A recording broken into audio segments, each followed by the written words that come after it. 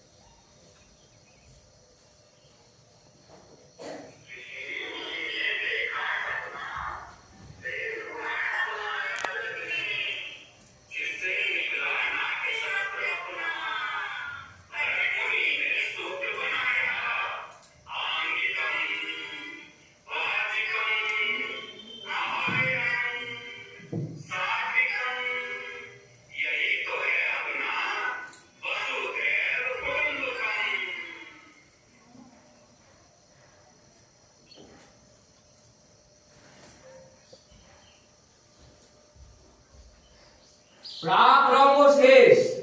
এবার আমরা যা শিখেছি তা অনুশীলন করা যাক। মনে রেখো, এটি একটি নতুন পরীক্ষা, এতে কোনো ভুল থাকা উচিত নয়।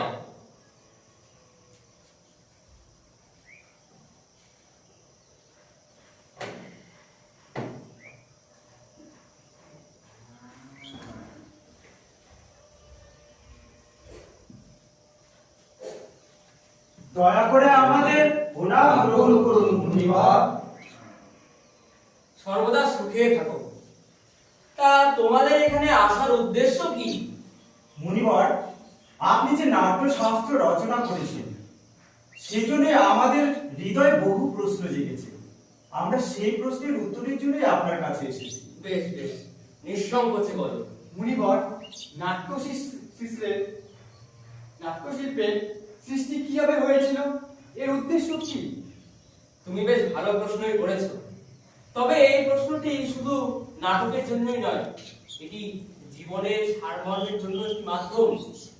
ত্রেতা যুগে মানুষ যখন কাম এবং লোভের প্রভাবে কেবল অগ্রসর হচ্ছিল, তখন ব্রহ্মাজির কাছে ইন্দ্র গিয়ে অনুরোধ করলেন যে এমন একটি মাধ্যম থাকা উচিত যেখানে দেখা শ্রবণ দুই একসাথে করতে পারে, যাতে মানুষ মুখের পথে কামের পথে ফিরে আসতে পারে। তখন ব্রহ্মাজি সৃষ্টি করলেন নাট্যবেদ, আর যার বিজ্ঞানিক প্রয়োগ হচ্ছে নাট্যশাস্ত্র। সাধু সাধু সাধু। গুরুদেব, বেদ হলো জ্ঞানের ভান্ডার, আর এই বিশেষ জ্ঞানগুলো সমাজের মধ্যে সবাই বেদ রয়েছে, আর বেদে কিন্তু এই সমস্যার সমাধান সবই করতে পারে। ঠিক আছে, তাহলে আবার এই নতুন বেদ কেন? বুঝতে পেরেছি, তোমার প্রশ্ন আমি বুঝতে পেরেছি। আসলে কি জানো, এই নতুন বেদ 4টি বেদের অংশ থেকে নেওয়া হয়েছে। 4 বেদ, এর সারমর্ম কি গুরুদেব?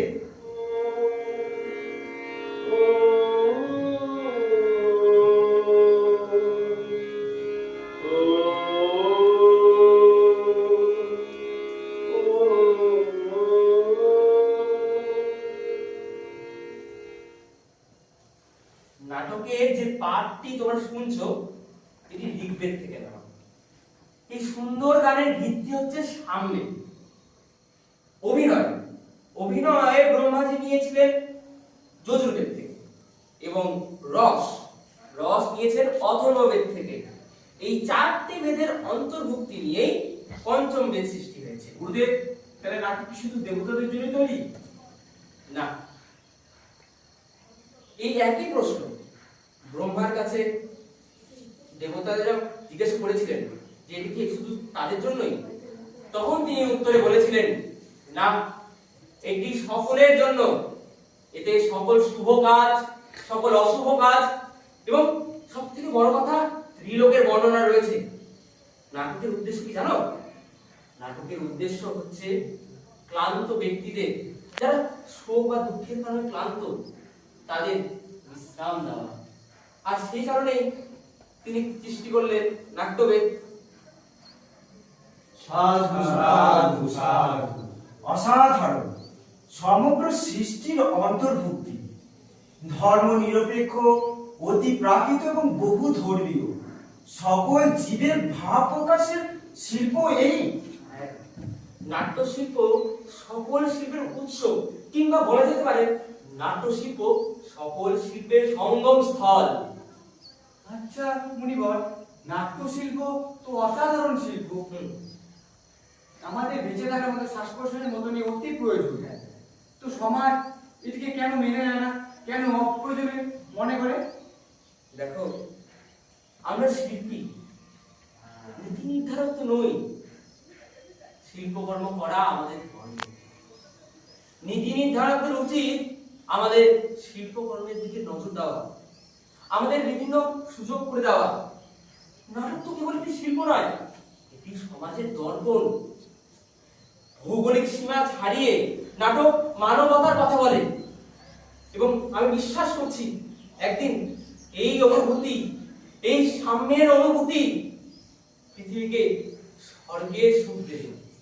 নিঃসন্দেহে শিল্পহীন সমাজ পশুদের সমাজ। ঠিক।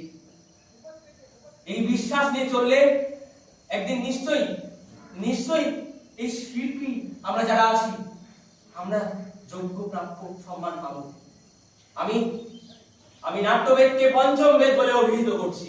পঞ্চম বেদ সকল বেদের সারমর্ম।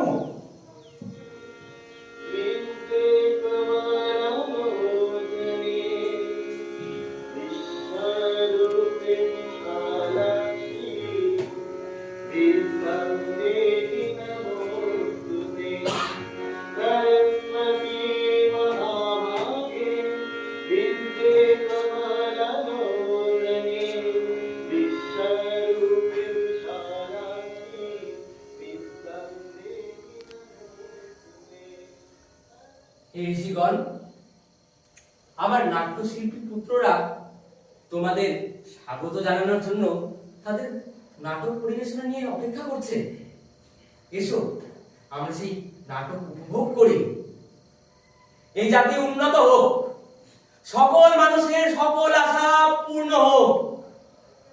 এই জগতের সৃষ্টি সর্বদা পরিপূর্ণ থাকুক, পৃথিবী সর্বদা পরিপূর্ণ হয়ে উঠুক, এই আকাশ পরিষ্কার থাকুক, ভালো লোকেরা সর্বদা নির্ভীক থাকুক এবং দুষ্ট লোকেরা ধ্বংস হোক।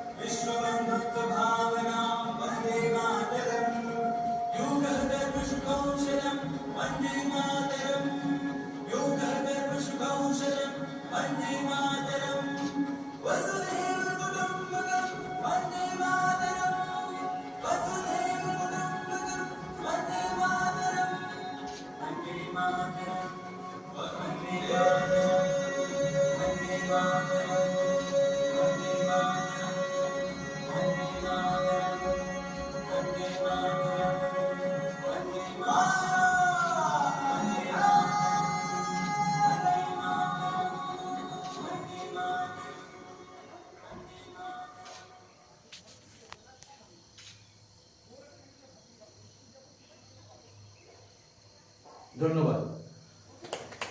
নমস্কার। শেষ হলো পঞ্চম বেদের নাট্য রচনা। প্রযোজনা কোচবিহার ছায়ানী। আমরা আমাদের মধ্যে পেয়েছি কোচবিহারের দুজন বিশিষ্ট নাট্য ব্যক্তিত্ব, শ্রী বিদ্যুৎ পাল এবং শ্রী স্নেহাশিস চৌধুরী। তাদেরকে আমরা মঞ্চে আহ্বান করছি এবং এই নাটক নিয়ে দুটি কথা বলবার জন্য আমরা অনুরোধ করছি।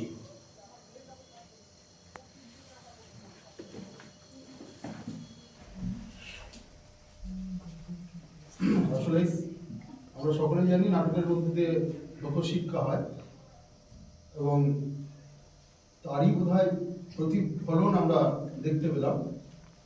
নাটকের মধ্য দিয়ে মানুষের সঙ্গে যে নিবিড় যোগাযোগ স্থাপন করা যায়, সেই জন্যই নাটককে পঞ্চম বেদের সঙ্গে তুলনা করা হচ্ছে। অর্থাৎ আমরা যে 4টি বেদের কথা জানি, সেগুলো যেমন আমাদের জীবনে গুরুত্বপূর্ণ ভূমিকা পালন করে, ঠিক তেমনি নাটককে যদি আমরা পঞ্চম বেদের স্বীকৃতি দিই, তার মূল্যায়ন যদি আমরা সঠিকভাবে করতে পারি, তাহলে আমাদের দেশের, আমাদের জাতির, আমাদের সকলের কল্যাণ হবে। আমি ধন্যবাদ জানাচ্ছি কোচবিহার ছায়ানীকে তাদের এই উদ্যোগের জন্য।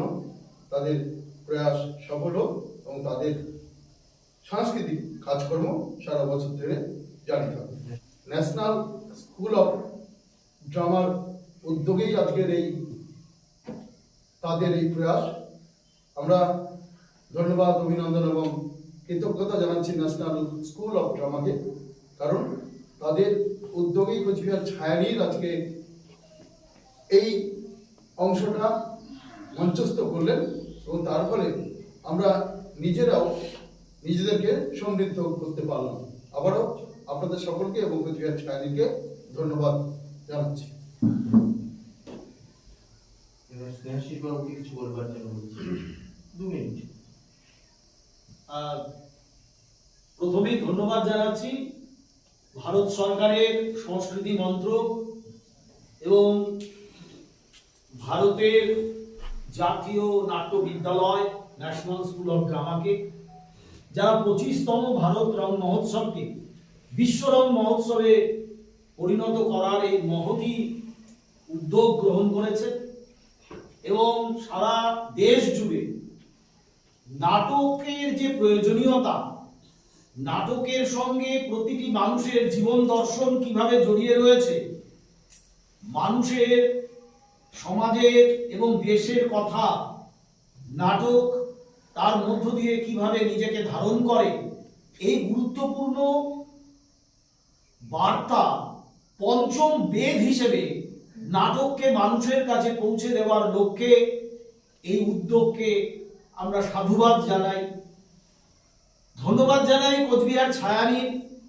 যারা এই বিরাট কর্মকাণ্ডের একটি অংশ হিসেবে আজ তাদের এই মহড়া কক্ষে এই পঞ্চম বেদ বিষয়ক যে উপস্থাপনা তারা রাখলেন। আমরা শুধু উপভোগ করলাম তাই নয়, আমরা শিখলাম, জানলাম। এই সামগ্রিক প্রয়াস সত্যি শিক্ষণীয়। ফলে কোচবিহার ছায়ানীর সহ এখানে উপস্থিত দর্শক মণ্ডলী এবং ভারত সরকারের সংস্কৃতি মন্ত্রক এবং জাতীয় নাট্য বিদ্যালয় ন্যাশনাল স্কুল অফ ড্রামা সকলকে আমরা আমাদের শুভেচ্ছা অভিনন্দন জ্ঞাপন করছি এবং এই কর্মকাণ্ড আরো প্রসারিত হোক, সমৃদ্ধ হোক, এই শুভেচ্ছা, এই কামনা রেখে আমি আমার বক্তব্য শেষ করছি।